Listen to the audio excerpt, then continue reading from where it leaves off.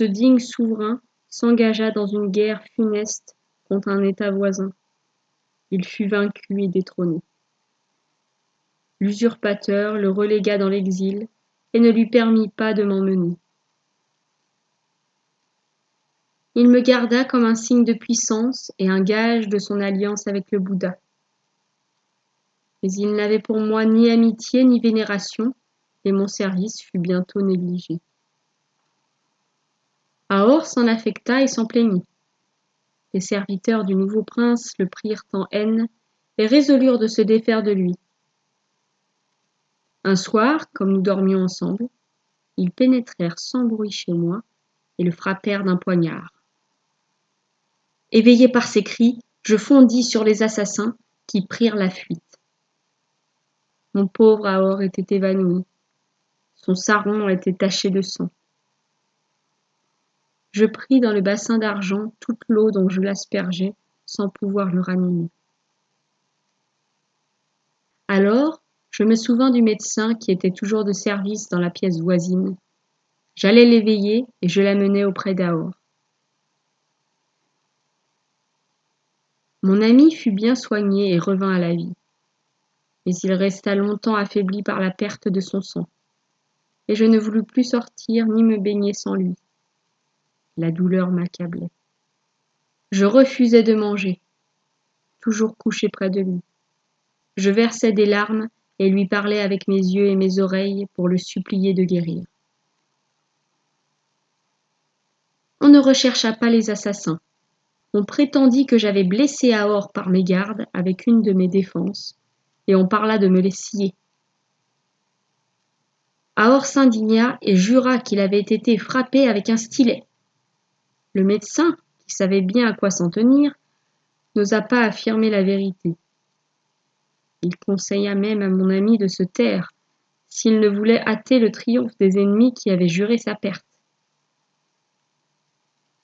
Alors, un profond chagrin s'empara de moi, et la vie civilisée à laquelle on m'avait initié me parut la plus amère des servitudes. Mon bonheur dépendait du caprice d'un prince qui ne savait ou ne voulait pas protéger les jours de mon meilleur ami.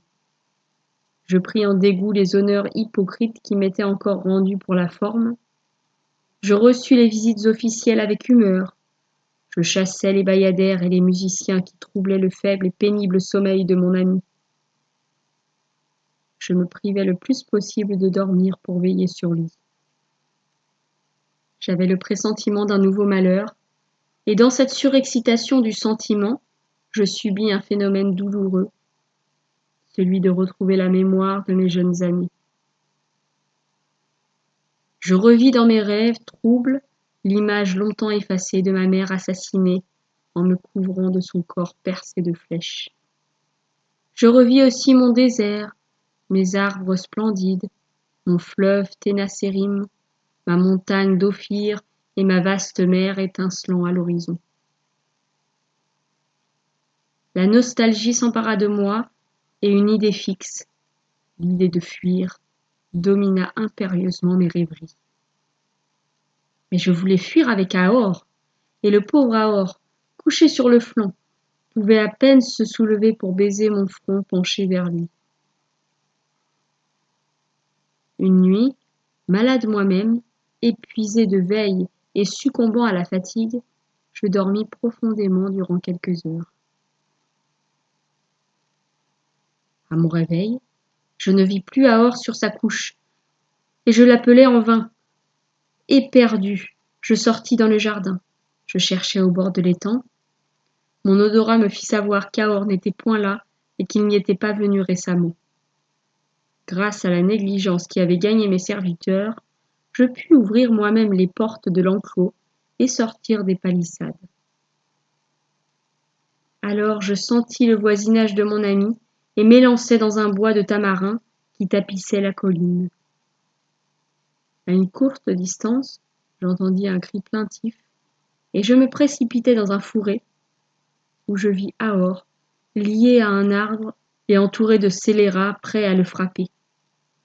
D'un bond, je les renversai tous, je les foulai aux pieds sans pitié. Je rompis les liens qui retenaient Aor, Je le saisis délicatement, je l'aidai à se placer sur mon cou, et prenant l'allure rapide et silencieuse de l'éléphant en fuite, je m'enfonçai au hasard dans les forêts. À cette époque, la partie de l'Inde où nous nous trouvions offrait le contraste heurté des civilisations luxueuses à 2 pas des déserts inexplorables. J'eus donc bientôt gagné les solitudes sauvages des monts Caron, et quand, à bout de force, je me couchai sur les bords d'un fleuve plus direct et plus rapide que l'Irrawaddy, nous étions déjà à 30 lieues de la ville birmane. Ahor me dit: « Où allons-nous ? Ah, je le vois dans tes regards. Tu veux retourner dans nos montagnes. Mais tu crois y être déjà et tu t'abuses. Nous en sommes bien loin, et nous ne pourrons jamais y arriver sans être découverts et repris. D'ailleurs, quand nous échapperions aux hommes, nous ne pourrions aller loin sans que, malade comme je suis, je meure. Et alors, comment te dirigeras-tu sans moi dans cette route lointaine ? Laisse-moi ici, car c'est à moi seul qu'on en veut, et retourne à Pagam, où personne n'osera jamais te menacer. » Je lui témoignai que je ne voulais ni le quitter, ni retourner chez les Birmans, que s'il mourait, je mourrais aussi, qu'avec de la patience et du courage, nous pouvions redevenir heureux. Il se rendit, et après avoir pris du repos, nous nous remîmes en route. Au bout de quelques jours de voyage, nous avions recouvré tous deux la santé, l'espoir et la force. L'air libre de la solitude, l'austère parfum des forêts, la saine chaleur des rochers nous guérissaient mieux que toutes les douceurs du faste et tous les remèdes des médecins. Cependant, Ahor était parfois effrayé de la tâche que je lui imposais. Enlever un éléphant sacré, c'était, en cas d'insuccès, se dévouer au plus atroce supplice. Il me disait ses craintes sur une flûte de roseau qu'il s'était faite et dont il jouait mieux que jamais. J'étais arrivé à un exercice de la pensée presque égal à celui de l'homme. Je lui fis comprendre ce qu'il fallait faire en me couvrant d'une vase noire qui s'étalait au bord du fleuve et dont je m'aspergeais avec adresse. Frappé de ma pénétration, il recueillit divers sucs de plantes dont il connaissait bien les propriétés. Il en fit une teinture qui me rendit, sauf la taille, entièrement semblable aux éléphants vulgaires. Je lui indiquai que cela ne suffisait pas et qu'il fallait pour me rendre méconnaissable scier mes défenses. Il ne s'y résigna pas. J'étais à ma 6e dentition et il craignait que mes crochets ne pussent repousser. Il jugea que j'étais suffisamment déguisé et nous nous remîmes en route. Quelque peu fréquenté que fût ce chemin de montagne, ce fut miracle que d'échapper aux dangers de notre entreprise.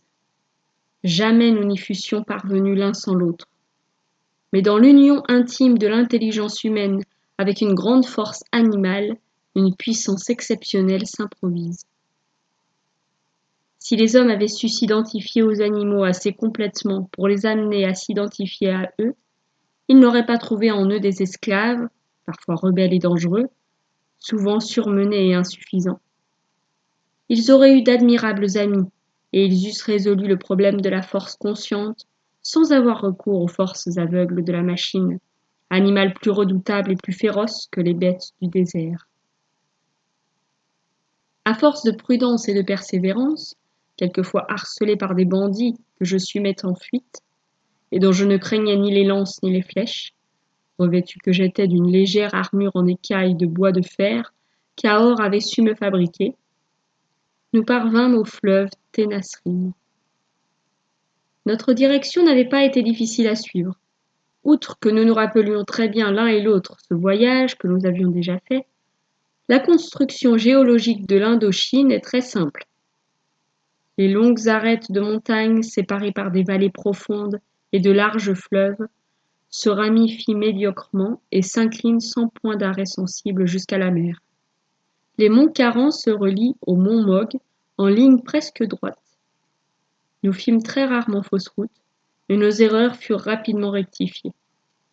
Je dois dire que de nous deux, j'étais toujours le plus prompt à retrouver la vraie direction. Nous n'approchâmes de nos anciennes demeures qu'avec circonspection. Il nous fallait vivre seuls et en liberté complète. Nous fûmes servis à souhait. La tribu, enrichie par la vente de ma personne à l'ancien roi des Birmans, avait quitté ses villages de roseaux, et nos forêts, dépeuplées d'animaux à la suite d'une terrible sécheresse, avaient été abandonnées par les chasseurs. Nous pûmes y faire un établissement plus libre et plus sûr encore que par le passé. Ahor ne possédait absolument rien et ne regrettait rien de notre splendeur évanouie. Sans amis, sans famille, il ne connaissait et n'aimait plus que moi sur la terre. Je n'avais jamais aimé que ma mère et lui. Une si longue intimité avait détruit entre nous l'obstacle apporté par la nature à notre assimilation. Nous conversions ensemble comme deux êtres de la même espèce. Ma pantomime était devenue si réfléchie, si sobre, si expressive, qu'il lisait dans ma pensée comme moi dans la sienne. Il n'avait même plus besoin de me parler. Je le sentais triste ou gai, selon le mode et les inflexions de sa flûte. Et notre destinée étant commune, je me reportais avec lui dans les souvenirs du passé, où je me plongeais dans la béate extase du présent. Nous passâmes de longues années dans les délices de la délivrance. Ahor était devenu bouddhiste fervent en Birmanie et ne vivait plus que de végétaux. Notre subsistance était assurée, et nous ne connaissions plus ni la souffrance ni la maladie. Mais le temps marchait, et Ahor était devenu vieux. J'avais vu ses cheveux blanchir et ses forces décroître. Il me fit comprendre les effets de l'âge et m'annonça qu'il mourrait bientôt. Je prolongeai sa vie en lui épargnant toute fatigue et tout soin. Un moment vint où il ne put pourvoir à ses besoins. Je lui apportais sa nourriture et je construisais ses abris. Il perdit la chaleur du sang et pour se réchauffer, il ne quittait plus le contact de mon corps. Un jour, il me pria de lui creuser une fosse parce qu'il se sentait mourir. J'obéis. Il s'y coucha sur un lit d'herbage, enlaça ses bras autour de ma trompe et me dit adieu. Puis ses bras retombèrent. Il resta immobile et son corps se raidit. Il n'était plus. Je recouvris la fosse comme il me l'avait commandé et je me couchai dessus. Avais-je bien compris la mort? Je le pense. Et pourtant, je ne me demandais pas si la longévité de ma race me condamnait à lui survivre beaucoup. Je ne pris pas la résolution de mourir aussi. Je pleurais, j'oubliais de manger. Quand la nuit fut passée, je n'eus aucune idée d'aller au bain ni de me mouvoir. Je restai plongé dans un accablement absolu. La nuit suivante me trouva inerte et indifférent. Le soleil revint encore une fois et me trouva mort. L'âme fidèle et généreuse d'Ahor avait-elle passé en moi? Peut-être. J'ai appris dans d'autres existences qu'après ma disparition, l'empire birman avait éprouvé de grands revers. La royale ville de Pagam fut abandonnée par le conseil des prêtres de Gautama. Le Bouddha était irrité du peu de soins qu'on avait eu de moi. Ma fuite témoignait de son mécontentement. Les riches emportèrent leurs trésors et se bâtirent de nouveaux palais sur le territoire d'Ava. Plus tard, ils abandonnèrent encore cette ville somptueuse pour Amarapura. Les pauvres emportèrent à dos de chameau leurs maisons de rotin pour suivre les maîtres du pays, loin de la cité maudite. Pagam avait été le séjour et l'orgueil de 45 rois consécutifs. Je l'avais condamnée en la quittant, elle n'est plus aujourd'hui qu'un grandiose amas de ruines. Votre histoire m'a amusée, dit alors à Sir William la petite fille qui lui avait déjà parlé. Mais à présent, puisque nous avons tous été des bêtes avant d'être des personnes, je voudrais savoir ce que nous serons plus tard. Car enfin, tout ce que l'on raconte aux enfants doit avoir une moralité à la fin, et je ne vois pas venir la vôtre. Ma sœur a raison, dit un jeune homme qui avait écouté Sir William avec intérêt. Si c'est une récompense d'être homme après avoir été chien honnête ou éléphant vertueux, l'homme honnête et vertueux doit avoir aussi la sienne en ce monde. Sans aucun doute, répondit Sir William. La personnalité humaine n'est pas le dernier mot de la création sur notre planète. Les savants les plus modernes sont convaincus que l'intelligence progresse d'elle-même par la loi qui régit la matière. Je n'ai pas besoin d'entrer dans cet ordre d'idées pour vous dire qu'esprit et matière progressent de compagnie. Ce qu'il y a de certain pour moi, c'est que tout être aspire à se perfectionner et que de tous les êtres, l'homme est le plus jaloux de s'élever au-dessus de lui-même. Il y est merveilleusement aidé par l'étendue de son intelligence et par l'ardeur de son sentiment. Il sent qu'il est un produit encore très incomplet de la nature et qu'une race plus parfaite doit lui succéder par une voie ininterrompue de son propre développement. Je ne comprends pas bien, reprit la petite fille. Deviendrons-nous des anges avec des ailes et des robes d'or? Parfaitement, répondit Sir William. Les robes d'or sont des emblèmes de richesse et de pureté. Nous deviendrons tous riches et purs. Les ailes, nous saurons les trouver. La science nous les donnera pour traverser les airs, comme elle nous a donné les nageoires pour traverser les mers. Oh, nous voilà retombés dans les machines que vous maudissiez tout à l'heure. Les machines feront leur temps, comme nous ferons le nôtre, repartit Sir William. L'animalité fera le sien et progressera en même temps que nous. Qui vous dit qu'une race d'aigles aussi puissants que les ballons et aussi docile que les chevaux ne surgira pas pour s'associer au voyage aérien de l'homme futur? Est-ce une simple fantaisie poétique que ces dieux de l'Antiquité portés ou traînés par des lions, des dauphins ou des colombes? N'est-ce pas plutôt une sorte de vue prophétique de la domestication de toutes les créatures associées à l'homme divinisé de l'avenir? Oui, l'homme doit dès ce monde devenir ange, si par ange vous entendez un type d'intelligence et de grandeur morale supérieur au nôtre.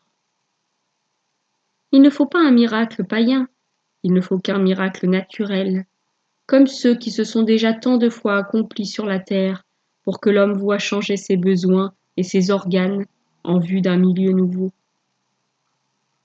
J'ai vu des races entières s'abstenir de manger la chair des animaux.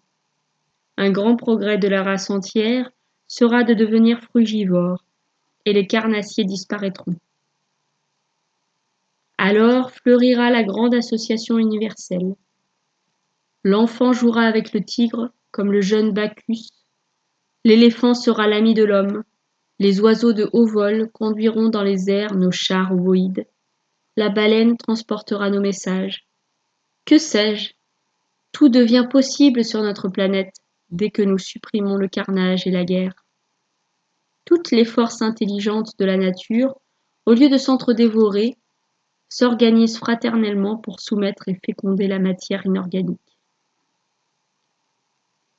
Mais j'ai tort de vous esquisser ces merveilles. Vous êtes plus à même que moi, jeunes esprits, qui m'interrogez, d'en évoquer les riantes et sublimes images. Il suffit que du monde réel, je vous ai lancé dans le monde du rêve. Rêvez, imaginez, faites du merveilleux. Vous ne risquez pas d'aller trop loin, car l'avenir du monde idéal auquel nous devons croire dépassera encore de beaucoup les aspirations de nos âmes timides et incomplètes.